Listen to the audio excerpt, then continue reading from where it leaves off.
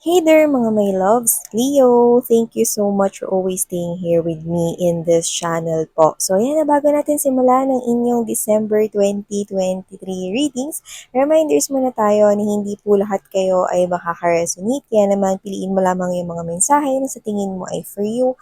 At kung feel mo na ang reading na to ay para sa'yo, then this reading might really for you. And of course, wala po tayong gender here, babae, lalaki, LGBT cross-watchers, you're all welcome here mga babes. Just take how this resonates and please apply this into your own unique situation. So, by the way, hi and hello sa mga new subscribers. Ako po si Yan. Sa mga returning subscribers, thank you so much sa inyong warm love and support sa akin every day. So, ano pang hinihintay natin? Let's see your December 2023 readings. Leo! So, Spirits and Angel, guys. Archangel Michael, thank you so much. What does Leo needs to know for the month of December 2023 going to 2024? Can you please show us? This is for Leo. Messages for Leo this December 2023 going to 2024. Can you please show us? Leo.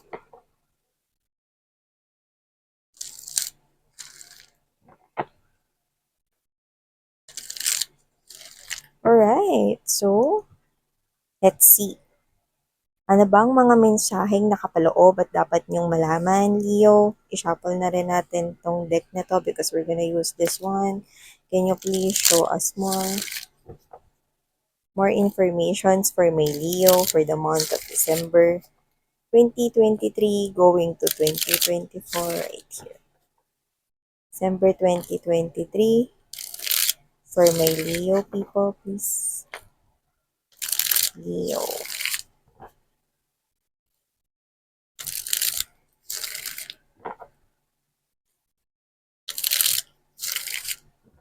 Alright, let's go ahead and check out ano pang mga mensahe rito for you, Leo. So, ilatag naman na natin. Usog-usog na lang mga babes, no? So, yan.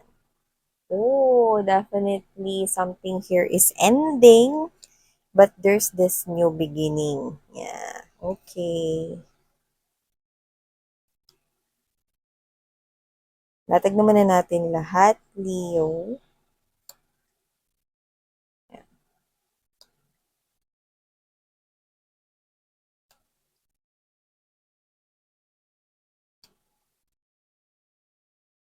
Oh,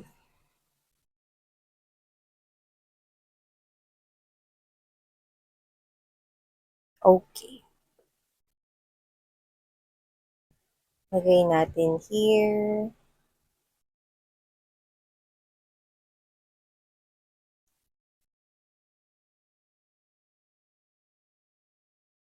Oh.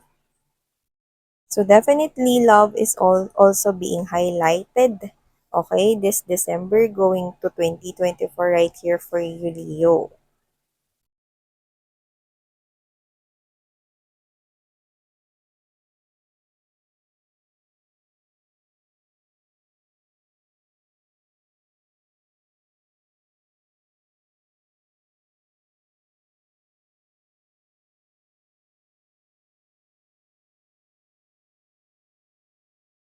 Wow. Okay.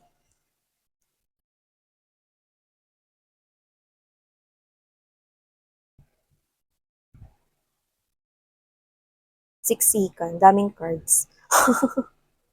Okay, so for the month of, wait lang mga babes, no, iurong natin yung ilaw. So, nagre-reflect. Yan, ditulak kasi yan lampshade. So, yun nga mga babes, no, going back here into your reading, this December, I'm seeing na meron ditong mag end no? Medyo mahihirapan ka na i-end yung bagay na yan because may sentimental value yan. Others of you, this could be a connection. Sa iba, pwedeng trabaho yan. Pwede rin naman mga babes, no, na pwedeng gamit yan, no, na iniingatan mo. Pero, you know what, eh, it's like this is you, accident happens, no? Pwedeng naiwala mo yon, may sentimental value yon, na misplace mo, you do not know where to find that thing, yan. So, maaaring ikaw to na meron kang i-end dito, no, na isang sitwasyon. Okay, kung yan ay isang love and relationship, yan, no, medyo mahirap bitiwan yung tao na yan, pero nakikita ko, no, na maaaring may ganito sa inyo. Ano ba yan? Ba't ngayon pa itong magpapasko mangyari? Or ba't ano ba yan? Ba't ngayon pa kung kailan sasalubungin yung 2024? Kaya ko ba talaga to? Yan, no? Doesn't have to be na recently lang ito nangyari, pero pwedeng ganun. Puwede rin naman na matagal na 'yan nangyari 'no, pero ngayon ka lang talaga magdedesisyon, okey? So, kung ano man yung desisyong gagawin mo 'no, medyo magiging mahirap para sa'yo pero nakikita ko 'no, na malaki naman ang magiging kapalit niyan sa'yo 'no. Kanina habang nagsha-shuffle ako, nakita ko 'no, ang Empress together with the Sun. So, ibig sabihin ano man yung desisyong gagawin mo rito 'no, which is I'm seeing also double Knight of Swords energy for you guys. Nakikita ko na anumang desisyon na 'to magli-lead 'to 'no, sa sobrang happiness, like double happiness for you guys, okay? So gano'n 'no. Nakikita ko dito na ano man yang bibitiwan at i-e-end mo na 'to 'no, whether that's relationship or trabaho 'no, nakikita ko na kung ano yung papalit diyan mas maganda, yeah. So yan, nakikita ko rito na kung bagay naman yan na may sentimental value na mawawala mo 'no, or maiwawala mo rito 'no, just because you're saying here na it's accident na nawala ko 'to, na-misplace ko 'to, puwedeng singsing, jewelries, hikaw na bigay sa'yo ng mama mo or bigay sa'yo ng someone special sa'yo 'no.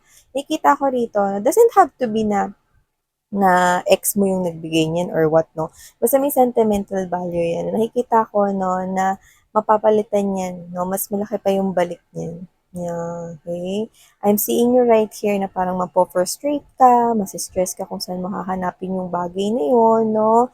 Pero alam mo, nakikita ko rito na magiging malaki at maganda ang kapalit niyan. Yung iba sa inyo, especially if that is the thing, okay, na nanggaling sa ex mo na wala na ngayon sa yung life right here 'no, yung mga memories ninyo naka-hold on pa kayo dun 'no. Parang it's one way of the spirits and angel guides of yours to, take away 'no, yung bagay na yun for you to be able 'no, kasi dun ka na lang nakakapit for others of you. It's time to you to move forward na. Yun yung sinasabi ng mga angels and spirit guides mo rito. Okay? Because double Knight of Swords is also, okay, one of the fastest energy kasi yung Knight of Swords. So, ibig sabihin, no, dahil nakuha mo yung dalawang Knight of Swords, no, nakikita ko rito na itong mga angels and spirit guides mo, no, sinasabi dito gumawa ka na ng action, no, for you to be able, okay, to land doon sa path na talagang saan ka dapat pupunta. Ito yung isang mong Knight of Swords. No?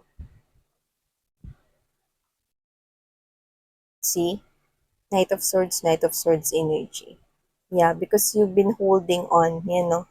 Meron ditong ibibigay sa'yo na something beautiful sa universe with the Six of Coins energy, pero may blockage nga with the Five of Coins at yun yung blockage. Yan, no? So, nakikita ko rito, no, na kung ano yan, mawawala na yan, yun din yung ipapalit, pero mas magandang version. What do you mean? Yan, miss yan yung ex ba yan na ex ko na ganito, no? Hindi. Okay, if that is your ex na pakakawalan mo, no, hindi siya yung nakikita kong babalik, pero bibigyan ka rito, no, ng isang new love, new person right here, which is I do feel like, no, na ito ay klase ng love that is so special. Yan. I'm seeing you guys getting married with this person here, like parehas ng pipirmahan ninyo ang kontrata, which is I'm seeing na isa yung marriage contract right here. So nakikita ko 'no, na itong klase ng relationship na 'to 'no, is magiging parang magulo at first 'no, like to the point na hindi naman yung parang, baka minsan yung bababae yan, nanlalaki yan, or baka may mga addictions yan, may mga behaviors yan hindi maganda. Hindi. What I do feel like right here is may mga tao sa paligid mo na hindi sasang-ayon sa relationship mo sa kanya or vice versa, or maaaring yung mga tao sa paligid niya no, is tutol or hindi sang-ayon sa inyong relationship ng new person na ito. Pero pagtatagumpayan niyo yan. Yes, kayong dalawa. Pagtatagumpayan niyo yung dalawa. Yan, no? So, itong tao na to, hindi mo siya agad-agad papasukin sa buhay mo kasi nakikita ko rito, no, na parang ayaw mo muna pumasok sa isang relationship. Lalo na kung ikaw to na may binitiwan ka or may bibitiwan ka, no, ngayong December na ito or recently lang may binitiwan ka rito. Yan, no? Nandun ka pa sa process of healing, no? Nandun ka pa sa parang pakiramdam mo with the chariot card right here, dalawa pa yung road na gusto mo bang bumalik dun or gusto mo mag-move forward yan, no? At okay lang yan, wala tayong judgment rito, no? Kasi you are just a human being. Sometimes you want to go back, okay? Because you get used to that kind of feeling and emotion, like naging komportable ka kasi doon, nakasanayan mo. Pero kasi may pathway ka rito na nakikita kung mas maganda talaga sa'yo Leo okay? Kung saan ito talaga yung hinahangad mo with the Nine of Cups energy. Ito yung hinahangad mo, especially when it comes to love. Nagtabi tong chariot together with the lover. So, ibig sabihin, no, this is your manifestation when it comes to that romantic relationship and feelings. Ito yung klase ng relationship na hindi lang ikaw yung mapapagod, kundi dalawang kayo dito na lalaban sa koneksyon na to. Yes, you heard it right, no? Lalaban para sa koneksyon ni ito. Mapapatunayan mo at makikita mo no, na itong tao na to no, is willing to fight for this relationship here with you. See, after ng parang hindi pagtanggap. Yung iba siguro maaaring may iba kayong kultura nito, no, nitong person na to, or baka meron kayo ritong something na hindi nagtutugma. So, pwedeng, baka siya ay coming from other country. Baka iba yung kanya ritong tinubuang lupain. Baka iba yung relihiyon niya, kultura niya, or whatever, no? At pwedeng yun yung nagiging blockage, no? Sa side niya or sa side mo, pwedeng both sides, no? Pero tingnan mo, you've got the Three of Cups in there. So, yung paglalaban ninyo dito sa relationship na to, no, is nakikita ko na ang kasunod nito ay ang pagtanggap. So, ano man ito mga babes, no, napapasukin ninyong panibagong relationship, super worth it. Like I'm telling you, if you are feeling lost right now and you feel like you're being pressured na dapat maging masaya ka sa pagsalubong ng Pasko, na dapat maging masaya ka sa pagsalubong ng bagong taon niya, hindi mo naman talaga kinakailangan mga babes na maging malungkot. Because you know what? This 2024, you are about to meet this person here. Yes. Okay? At itong tao na tutulungan ka ritong makapag-heal. Ayan. This person here will be so attracted to you for no reason. Yan, no? Parang sa umpisa, hindi niya maintindihan bakit siya super attracted sa'yo rito, Leo. No, yun pala, siya pala talaga kasi nakatakda for you. This is someone here na minamanifest mo, yung stability na hinahanap mo, yung mga bagay na hinahanap mo sa ex mo, siya yun. Yan. Okay? So, nakikita ko for you guys. And if this is you, if you are ending here some kind of a career or job right here or business, nakikita ko mapapalitan yan. Ng mas magandang business dito. May maiisip ka, okay, this December 2024 right here, like, it will automatically pop out of the blue, no, sa isipan mo, no, ay, bakit hindi ko yun gawin? Sakto, papatok yun. Yan, no, meron kang may isip no target market, may isip mo kung sino-sino rito yung mga parang magiging suki mo dyan. Like, literally, it really, really, really sounds good, no? Tinitingnan mo pa lang yung plano na to, like literally, no? Yan, maaaring dyan mo i-divert ang iyong attention and focus right here. See, mapapalitan yan ng sobra pang maganda rito mga babes, no? And if that is a thing, no, kagaya na sinabi ko kanina, no, na maaaring galing yun sa ex mo, no, talagang yun ay literal na sadyain na mawala or ma-misplace mo kasi yun yung nagiging hindrance, yung bagay na yun punong-puno ng mga energies of the past, kailangan na yun maglaho para mag-open itong new beginning na to for you guys, no? Ano man yung may sentimental value na yun, no? Mawawalan na yun ng halaga sa'yo dahil may papalit na sa pwesto na yan. Yan, no? At saka, what I do get right here, kung sino man yung nagbigay sa'yo, no, ng may sentimental value na yan, no, may sentimental value kang binibigay sa bagay na ibinigay niya at dun mismo sa tao. Pero, yung sentimental value na yun yung tingin niya sa'yo, I don't think, okay, na ganun din siya sa kung paano mo tingnan yung mga bagay na ibinigay mo sa kanya or paano niya tingnan no, yung ikaw mismo, 'di ba? Yung halaga mo. Yan. Sa iba, pwedeng yan yung trabaho nga naalisan mo, di nakikita ng boss mo yung mga skills at mga parang kakayahan mo, kaya mong gawin. Yan. No? Dito sa bagong trabaho, may makaka-appreciate ng ginagawa mo. Yeah. May babati sa'yo, ang galing mo naman. Wow, paano mo nagawa yun? Hala, di ko alam yun. Yun, no? May mga taong matutuwa rito at makaka-appreciate. ng mga ginagawa mo. Whether that's business or job right here. There's balance in this new beginning here with your life. A lot of excitement, a lot of passion. Nakita ko rito naging boring or na-feel mo na parang naging boring yung life mo right here. Yan no, yan yung laman ng thoughts mo, no? But 2024 will be something different with you guys. Yeah. We're talking about December, okay? Pero pupuntang 2024 na rin ito. Like literally, okay? You will not make sa lubong 2024 no na nakasimangot or nakabusangot yung mukha mo or sad ka. Hindi. Ang nakikita ko rito, okay? You have your spirits and angel guides right here guiding you. Okay? Etong sinasabi ko sa inyo na oportunidad na to, no, magkakaroon ito ng parang pasilip sa'yo. Okay, bago pa man din dumating no, ang araw ng Kapaskuhan. So, ibig sabihin, no, hindi ka malulugmok at hindi ka malulungkot dito, no, kasi maaaring masimula mo ritong ma-realize, no, na makita or magkaroon ng kakaiba ritong perception, no, sa lahat ng mga pangit na pinagdaanan mo, no, makakita ka rito ng something positive from that. Yan, no. At saka may nakikita ko rito, no? Kung meron kang anak, if you are a single mom or single dad, that doesn't have to be the case. If meron lang, pero baka pamangkin nyo to or what, no?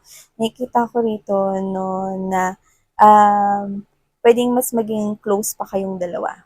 Yan, no? Ng anak mo or ng pamangkin mo rito. Eh, nakuha ko rito. Okay? Parang siya yung magiging stress reliever mo or baka kasama nito sa bahay. Yan, nakukuha ko rito. Mas maganda. At saka nakikita ko, no, na sa December, pwedeng kayo to, no, na meron kasi kayong money na paparating sa December. So, pwedeng dalhin mo yung pamilya mo sa beach or mag-relax kayo rito, mga mag-staycation kayo, yung mga ganyan, no. Mukhang magta-travel kayo ng family mo rito. Yung iba, no, hindi family yung kasama ninyo, pwedeng yung inyong mga jewars or ang inyong boyfriend or girlfriend right here. Yan, no, together with friends. Yan, no. Yun ang kuha ko rito, jowa ninyo, tapos kasama mga kaibigan. Yan. No? So, just take how this resonates.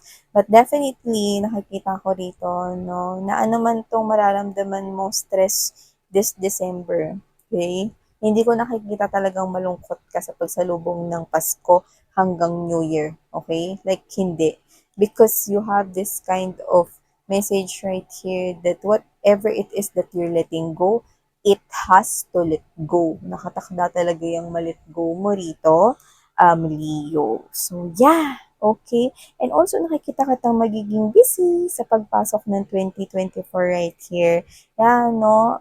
Maaari kang umabot sa ma-over-fatigue, no? Because of too much work right here. Although nakikita kita nag-e-enjoy na nagtatrabaho rito, so maaaring mahal mo yung trabaho na yan or yung ginagawa mo or yung business mo na yan, kung ano man yan, no? Pero, you should also watch out for your health. Okay? Dapat nakakain ka pa rin sa tamang oras, no? Huwag ka magpalipas rito ng gutom. And make sure, okay, no, that you also have to talk to your friends. Labas kayo with your friends paminsan-minsan, no? Especially, okay, sa 2024, magiging busy ka rito pagdating sa work, no? Para ma-refresh yung mind mo rito, no? Kasi nakita ko rito na yung mga friends mo. Oo, minsan nagpapastress sila sa'yo. Pero sila rin yung nakikita ko rito, no? Na mag-a-uplift ng spirit at mood mo. So, yeah, there you go. Okay, these are all the messages we've got for your December 2023. Yes, mga babes, no, hindi natin nakita rito yung ex nyo, no? Like, literally, walang manggagambala dito sa inyo. So, kung tao man yung bibitiwan ninyo, well, tinan mo kung talaga. Hindi ko nakikitang hinahabol niya kayo or chase niya kayo. So, talagang worth it na i-let go nyo na yan. Diba? So, yeah, etong mga mensahe for you, Leo. Thank you so much for your love and life. Annyeong.